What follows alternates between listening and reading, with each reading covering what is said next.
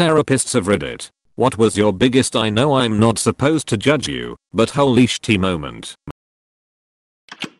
Once had a patient whose wife shook their baby to death. He wanted help reconnecting with his wife. At the time I was a young father of a newborn myself, and he triggered a lot of fear in me for my own child, a deep loathing of his spouse, and pity, the how pathetic kind, for the patient. I tried for 3 sessions, met his spouse and everything, before handing the case over to my supervisor, who knew about my initial reactions, and tried to help me through it. Unfortunately, it ended up being more about my feelings than his, and I was new to the profession at the time. These things are expected to crop up from time to time, but I was still taken aback by my own reactions.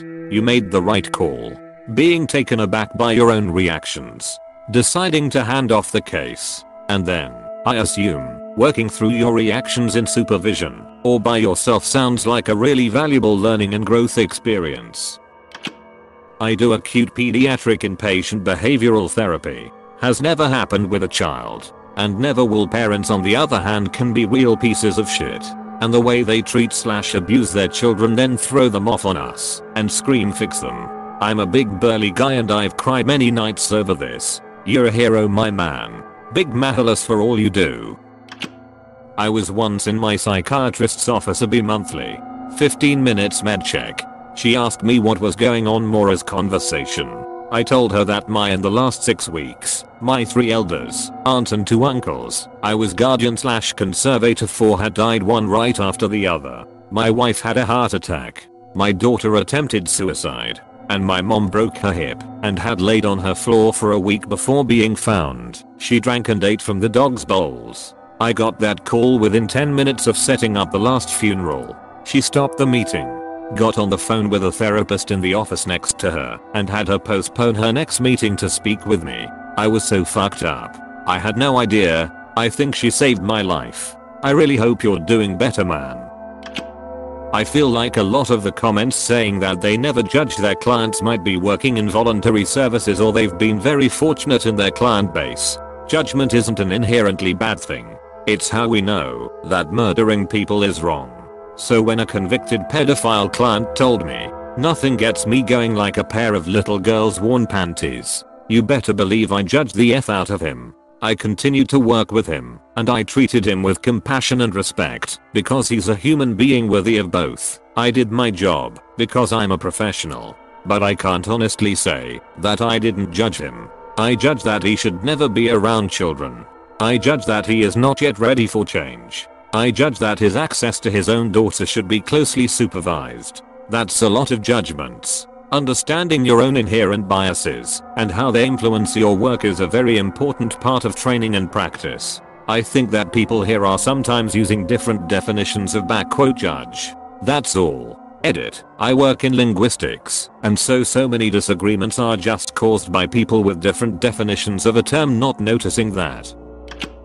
Here's my most recent one. As the pandemic worsened here in the US and more lockdowns are on their way, one of my most extroverted clients and I brainstormed ways to meet her social needs while remaining safe.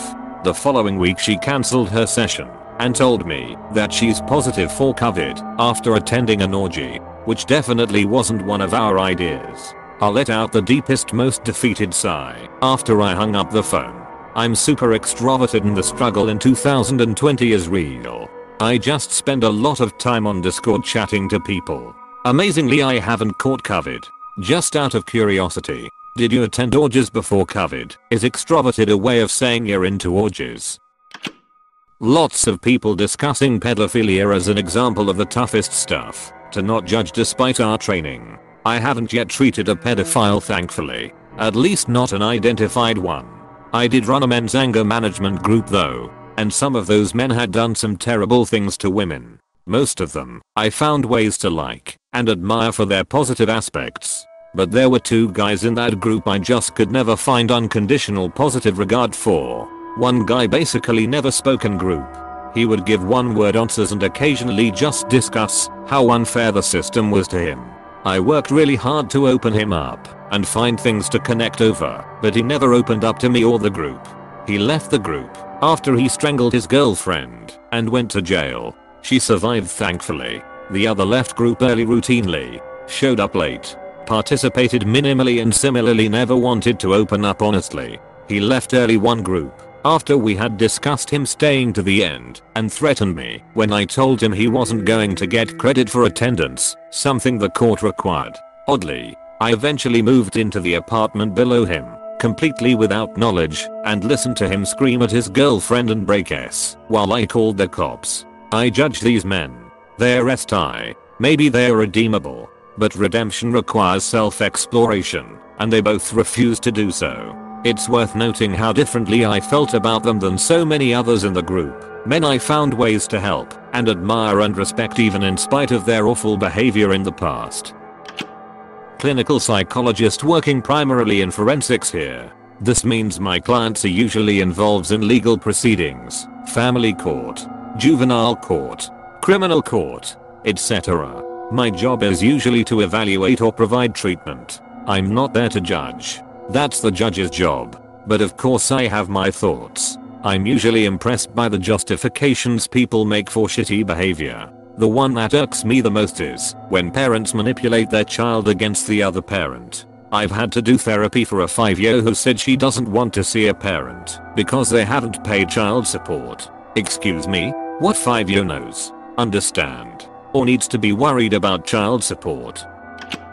I joined in a review of a secluded patient, and he threw a cup of wee and poo in my face when we opened the door. I tried to be objective about his experience, but I just thought, what a cunt. I work in inpatient services, so it can be hard to challenge myself at times. Individuals with diagnosis of personality disorder, for example, can do things that in isolation make you think they are just being bratty or manipulative.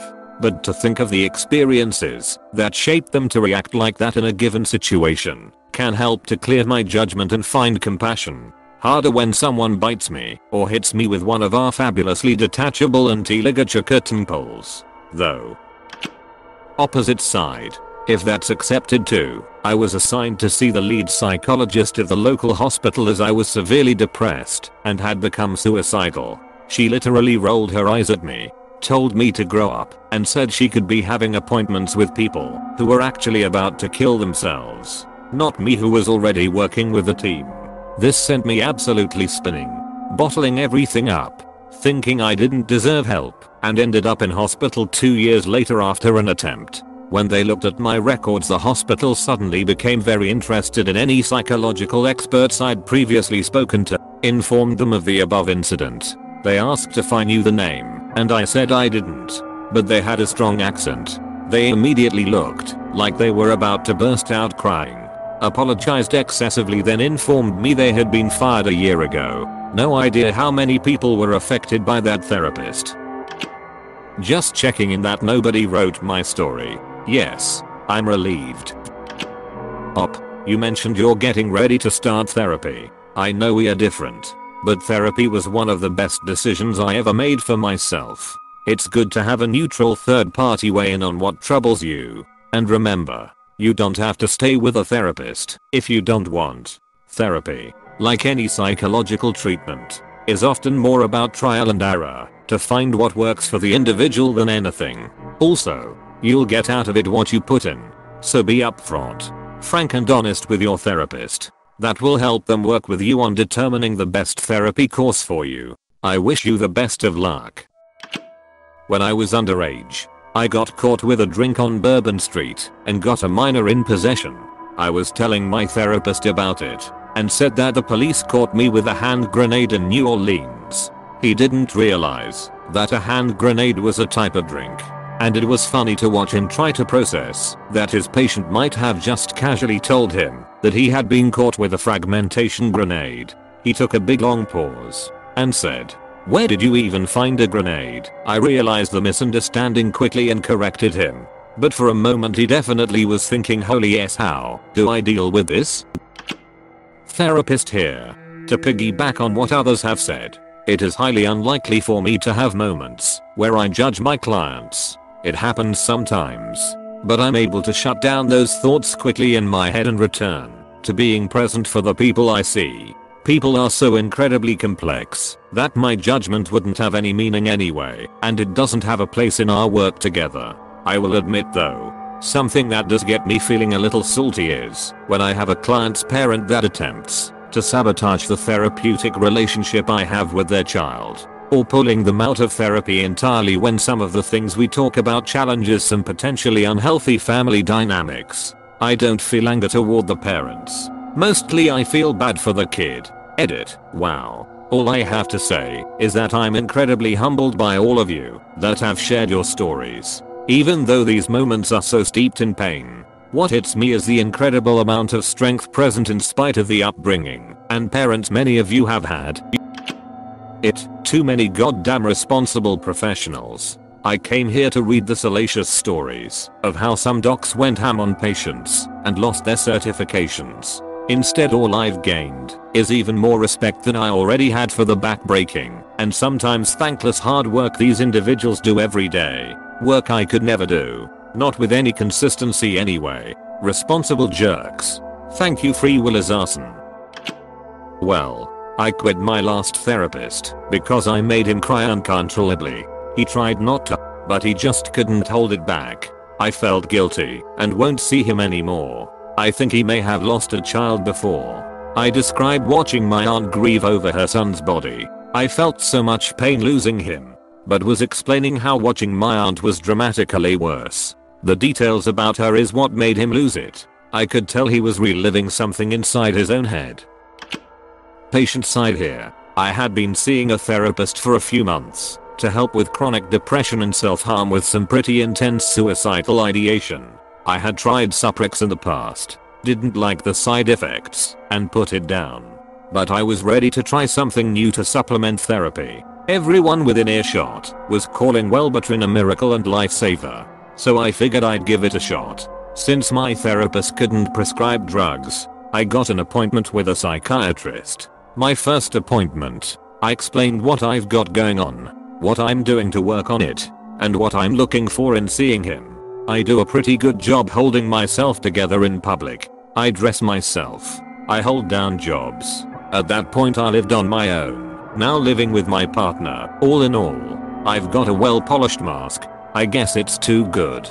Because pretty early in our session he looked at me and said, "I don't think you're depressed, bro. This is the first time we met. I've been here for 20 minutes, and you're ready to reverse my diagnosis? Cool, bro." I work in healthcare, and I've never heard a therapist, psychologist, or psychiatrist judge patients openly. Other nurses and doctors, on the other hand, holy shit. At some of the clinics I've been in, the conversations in the break room and at the nurses station blew my mind. When you as a therapist get to that point, it's time to start thinking of referrals. Be genuine with your client, and then refer out. You have to have unconditional positive regard or you'll never achieve therapeutic rapport. I think for me, the one that comes to mind is a frequent caller to the suicide hotlines. He'd call in and say he's not providing his phone number or name. He would just say that you had 10 seconds to convince him not to kill himself over the phone, or he'd blow his brains out and it'd be your fault. Then he'd count down from 10 to 1 while you're on the phone talking. At 1, he'd hang up. I'm sure the whole point was to make me feel bad or prove some point. I don't know. I have insufficient information to make an assessment with just that. But I have to admit, when I was trying to sleep on days he'd call, especially the first time, I was thinking, fucking asshole better not be dead. Fucker. Apostrophe. Not a licensed therapist, but a behavioral health technician, basically, means I got a psych degree. I was trained in behavioral intervention techniques for children, and was off helping coach parents to support children with behavior disorders. I'll say this. I rarely encountered a child that had a clear mental illness in the same way as when I worked with adults with serious mental illness. In many ways, they were visibly confused or lonely, given that most of their parents were suffering from poverty. Alleviating the burdens of being poor would have likely mitigated the most severe symptoms of many of the children. Advocating for affordable childcare and livable minimum wages is mental health advocacy. I found myself judging, not the children, but their parents. Some parents would drop the kids off with me and peace out with a fix my kid attitude. As a parent, now, I get some of it. Exhaustion and burnout are real. But the best I could do in that situation was provide that kid with an hour-long vision of what it looks like to live in a loving, structured environment. Those kids were the ones I could tell who were much more likely to be subject to the system for the duration of their lives. Either cycles of institutionalization and homelessness or prison. When a concerned parent showed up and asked, "How do I help my kid?" I practically jumped for joy for the child because they had someone who loved them and was fighting for them. I'll never judge someone, especially someone who has come to me hurting.